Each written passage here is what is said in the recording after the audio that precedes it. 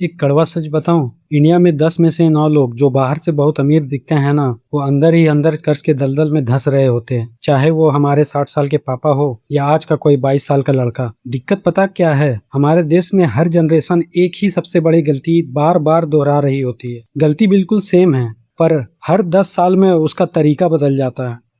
हम सबने अमीर देखने को ही अमीर होना समझ लिया है। अगर किसी के पास बड़ा घर है, चमचमाती गाड़ी है, या वो हर छोटे महीने में फॉरेन ट्रिप मार रहा है, तो हमें लगता है भाई सेठ है। पर सच तो यह है कि वो सिर्फ अपनी सोसाइटी में अपना रुतबा दिखाने के लिए अपने असली पैसे की बलि चढ़ा रहा है। आज हम इसे एक्सपोज करेंगे ताकि आप इस बर्बादी से बच सके। शुरुआत करते हैं हमारे पेरेंट्स की जनरेशन से। इनका अमीर होने का पैमाना क्या था? ज़मीन और मकान। आज भी इंडिया के एवरेज परिवारों का 84% पैसा प्रॉपर्टी में और 11% सोने में लोक रहता है। हाथ में कैश सिर्फ 5%।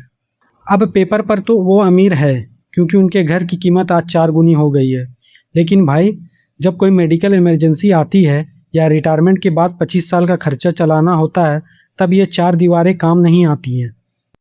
मज़े की बात देखिए, हमारे पेरेंट्स अपनी पूरी ज़िंदगी की कमाई का 64% हिस्सा बच्चों की पढ़ाई और शादियों में उड़ा देते हैं। घर खरीदना गलत नहीं है, पर अपना 100% पैसा एक ही जगह फंसा देना सबसे बड़ा ट्रैप है। प्रॉपर्टी आपको इज्जत दे सकती है, हर महीने घर चलाने का कैश फ्लो नहीं। इसके बाद आई 40 और 50 साल वालों की जनरेशन। इनके टाइम पर नौकरियां अच्छी हुई, सैलरी बढ़ी, लेकिन उसके साथ ही बढ़ा लाइफस्टाइल का दिखावा।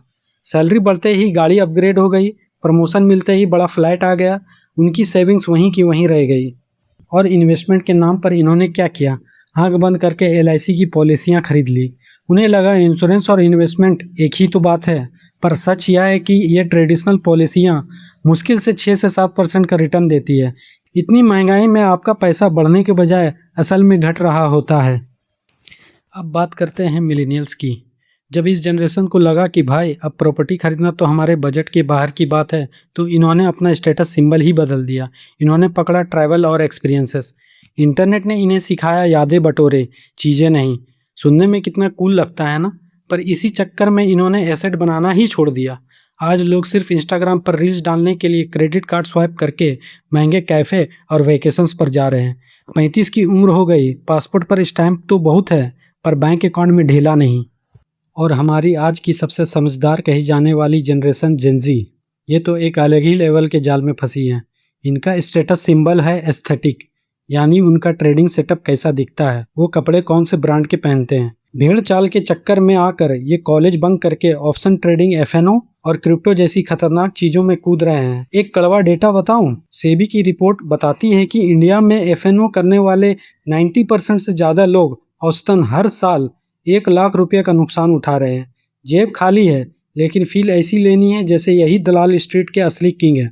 सोचो 1 मिनट के लिए, दादाजी ने सारा पैसा बड़े घर में फंसाया, पापा ने बड़ी गाड़ी और LIC में, और उनका 24 साल का पोता आज पुणे में बैठकर ऑप्शंस ट्रेडिंग में अपनी सैलरी उड़ा रहा है। तीनों के रास्ते अलग थे, पर तीनों एक ही जाल में फंसे, सिर्फ दुनिया को दिखाने के लिए। लेकिन जो 1% लोग सच में फाइनेंशियली फ्री होते हैं, वो एक सिंपल रूल फॉलो करते हैं: एसेट फर्स्ट, लाइफस्टाइल सेकंड। वो शुरुआत में थोड़ा कम अमीर दिखते हैं ताकि उनका पैसा चुपचाप कंपाउंड हो सके। अगर आपको भी इस चक्रव्यूह से निकलना है, तो ट्रेडिंग या कॉम्प्लेक्स चीजों के चक्कर में मत पड़ो। अपनी लाइफ सिंपल रखो, थोड़ा पैसा बचाओ और उसे चुपचाप किसी अच्छे इंडेक्स फंड या SIP में डाल दो। रास्ता थोड़ा बोरिंग है, पर असली आज़ादी यही दिलाएगा। तो भाई, आप इसमें से कौन से जाल में फंसे हो, मुझे नीचे कमेंट्स में बताओ।